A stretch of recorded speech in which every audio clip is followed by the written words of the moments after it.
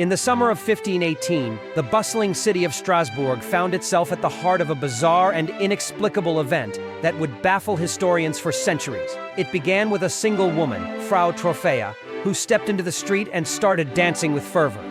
Her movements were wild and unrestrained, and she seemed unable to stop, as if possessed by an unseen force. Within days, her solitary dance had become a contagion, as hundreds of people joined her in this relentless, involuntary dance. The streets were filled with the sound of shuffling feet and the sight of bodies swaying in unison, creating a scene both mesmerizing and terrifying. The authorities of Strasbourg were at a loss, struggling to comprehend the cause of this strange epidemic. In a desperate attempt to find a solution, they turned to an unusual remedy: more dancing. They believed that by indulging the dancers' compulsion, they might somehow exhaust the mania. Thus, they prescribed that the dancers should continue their movements, hoping that the fever would eventually break. It was a decision that seemed as irrational as the plague itself, yet it was the only course of action they could conceive. As the dancing mania spread like wildfire, the city took extraordinary measures to accommodate the growing throng of dancers. Musicians were hired to provide a relentless soundtrack to the madness, their tunes echoing through the streets day and night.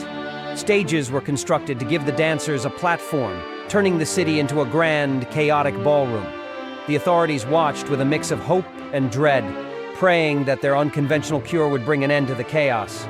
The relentless dancing took a heavy toll on the participants, many of whom were pushed beyond their physical limits.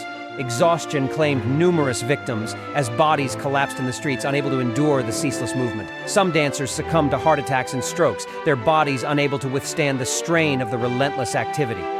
The city was gripped by a sense of helplessness and fear as the death toll rose and the dancing showed no signs of abating.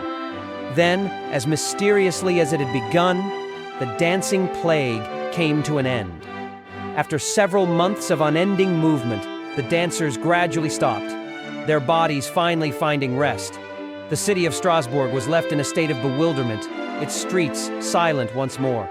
To this day, historians remain puzzled by the events of 1518, unable to fully explain the cause or the cure of this strange and haunting phenomenon.